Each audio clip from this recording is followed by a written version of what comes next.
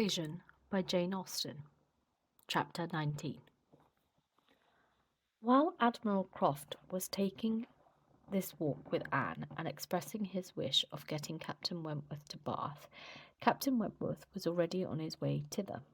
Before Mrs. Croft had written, he was arrived, and the very next time Anne walked out, she saw him.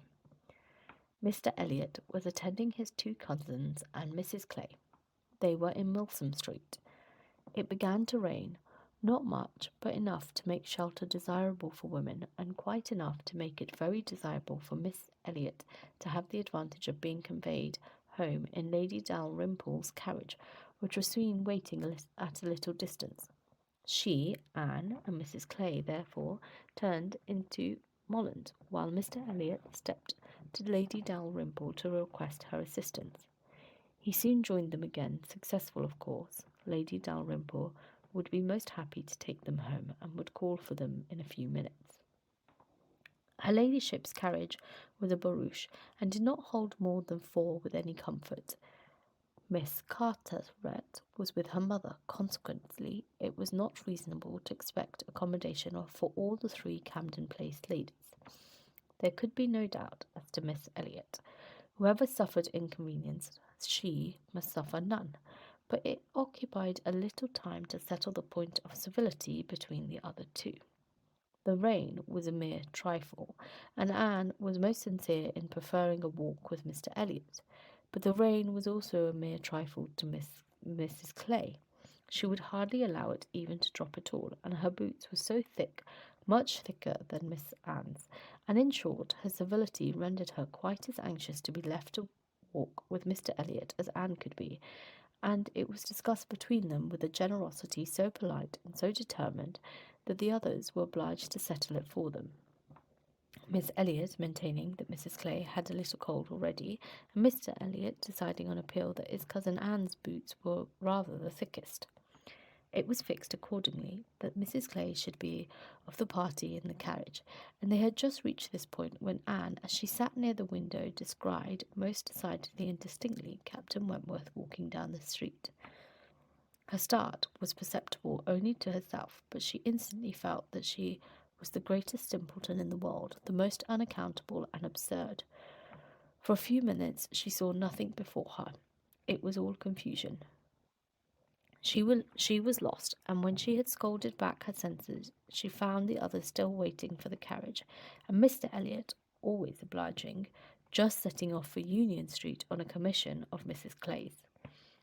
She now felt a great inclination to go to the outer door. She wanted to see if it rained. Why was she to suspect herself of another motive? Captain Wentworth must be out of sight. She left her seat. She would go. One half of her should not be always so much wiser than the other half, or always suspecting the other of being worse than it was. She would see if it rained. She was sent back, however, in a moment by the entrance of Captain Wentworth himself, among a party of gentlemen and ladies, evidently his acquaintance, and whom he must have joined a little below Milsom Street. He was more obviously struck and confused by the sight of her than she had ever observed before. He looked quite red.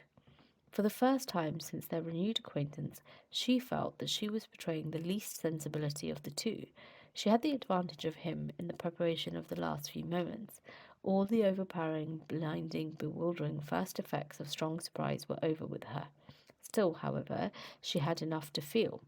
It was agitation, pain, pleasure, a something between delight and misery. He spoke to her and then turned away. The character of his manner was embarrassment. She could not have called it either cold or friendly, or anything so certainly as embarrassed.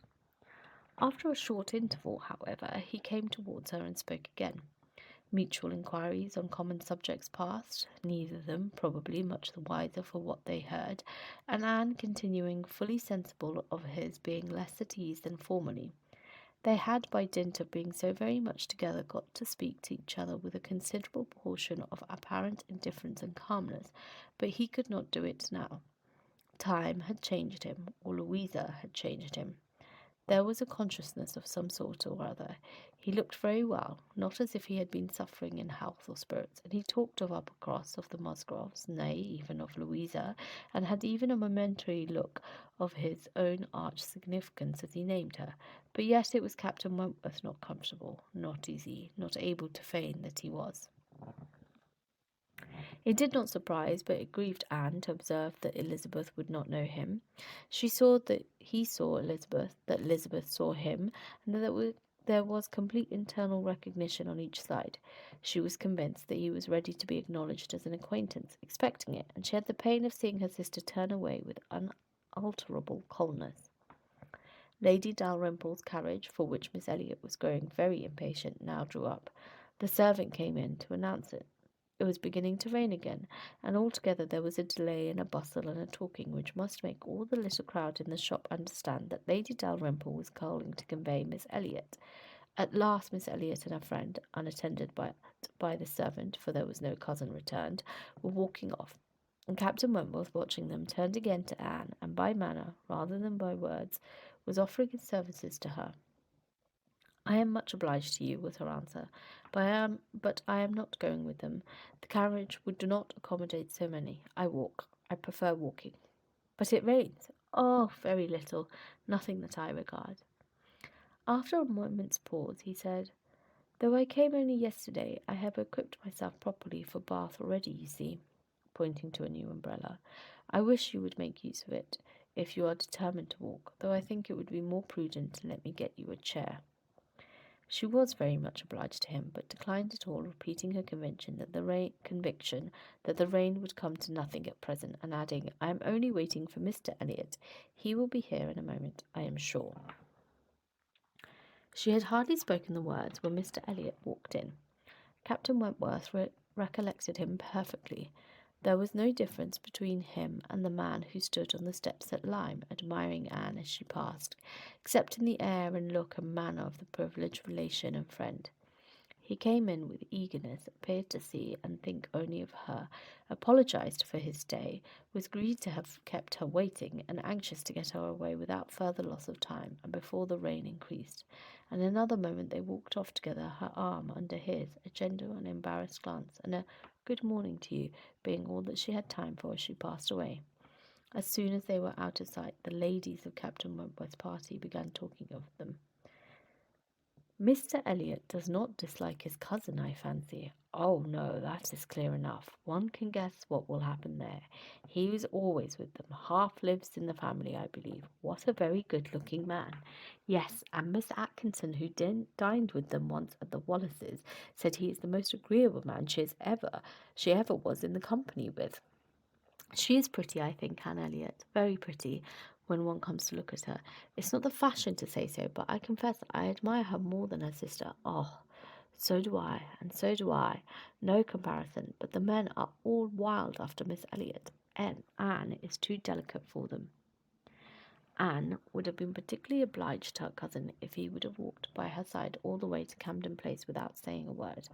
She had never found it so difficult to listen to him, though nothing could exceed his solitude and care, and those subjects were principally such as weren't wont to be always interesting, praise warm, just, and discriminating of Lady Russell, and insinuations highly rational against Mrs. Clay.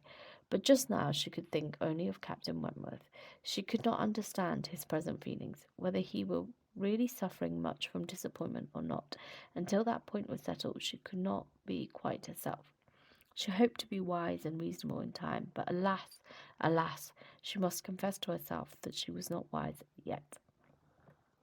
Another circumstance, very essential for her to know, was how long he meant to be in Bath. He had not mentioned it, or she could not recollect it. He might be only passing through, but it was more probable that he should be come to stay.